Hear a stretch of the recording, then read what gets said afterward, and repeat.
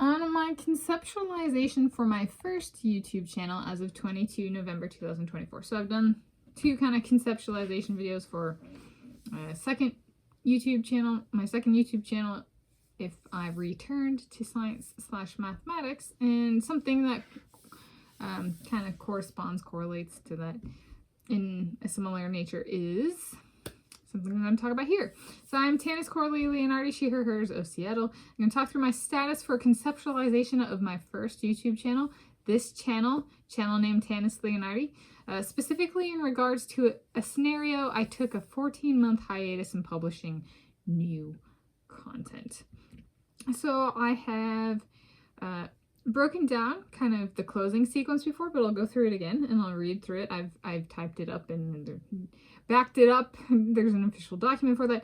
And I have also come up with tasks for during the 14-month hiatus in publishing new content. So that doesn't necessarily mean there's 0 activity on the channel. So what the heck does that mean?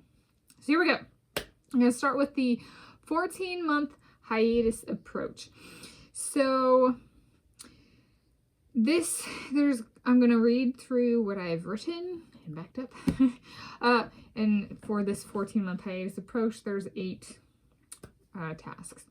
1, define start date, day after last posted video.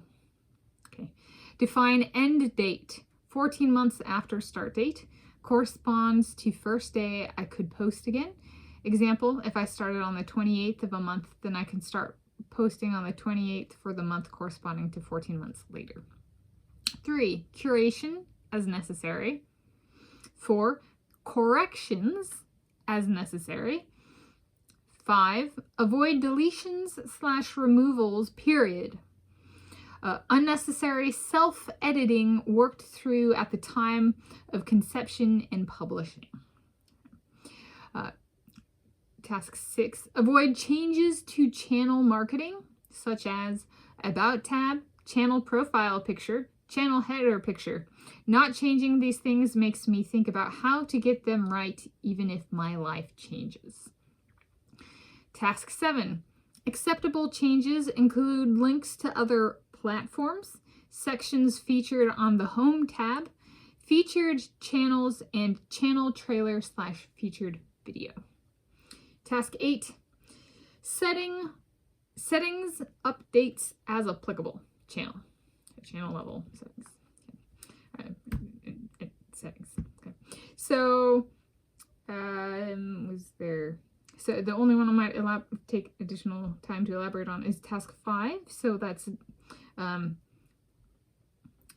unnecessary self-editing. So essentially, when I put stuff up, right, there's conceptualization for some of this goes back over a decade. Some of it's newer, some of it's spontaneous, but at the same point, there's community guidelines, but there's my own standard mission statement, vision statement, and then kind of my own policies, whether they're strictly enforced or kind of looser in developing, that kind of stuff. So don't go hating on what principle I was using for a certain video production when it was made, right?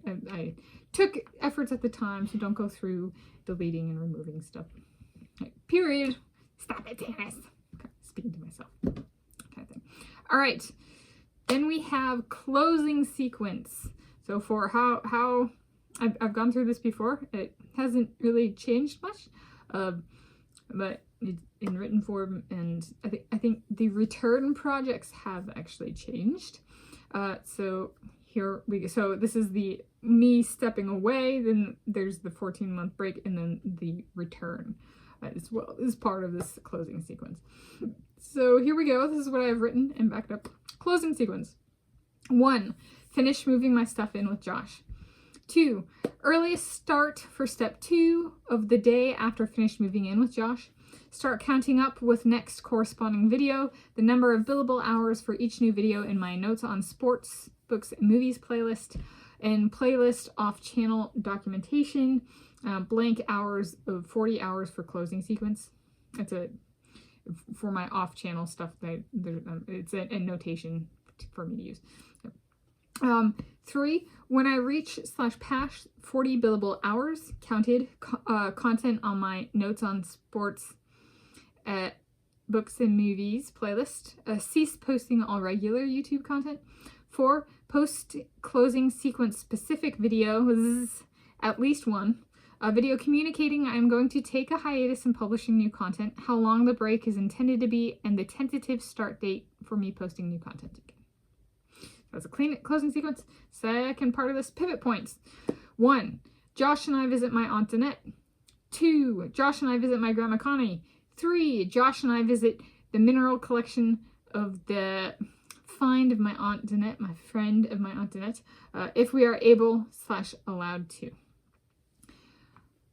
Okay, and then the return projects. So last part of this is return projects. 1, year 1, sacred Saturdays as they are, rest of content in the theme of writing, in the vein of my notes on writing, books, and movies playlist. 2, year 2, sacred Saturdays as they are, rest of content in the theme of business, in the vein of my notes on business, books, and movies playlist. 3, year 3, sacred Saturdays as they are, rest of content in the theme of sports, in the vein of my notes on sports, books, and movies playlists.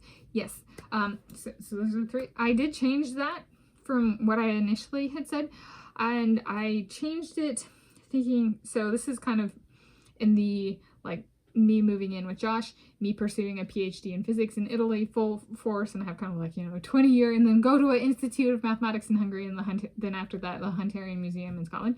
So this is really being like, if I'm serious about that, what do I need these 3 years to be? I was like, well, the one thing true for all of those settings, in terms of like research and sharing one's research, is publications. Writing. So why not dedicate a year of my life to being like, do I understand, okay, my writing, and I have these YouTube channels, and I'm trying to keep myself approachable to people outside of my research areas as well. So maybe like familiar myself, like just visit writing in general, right? Like it's great that I might be good at technical writing, but do I understand what people who are not in technical writing understand from my technical writing? Can I introduce a local news publication or kind of thing as like a bridging in terms of we know I have like similar understanding for this thing, then I might be able to communicate my technical stuff better.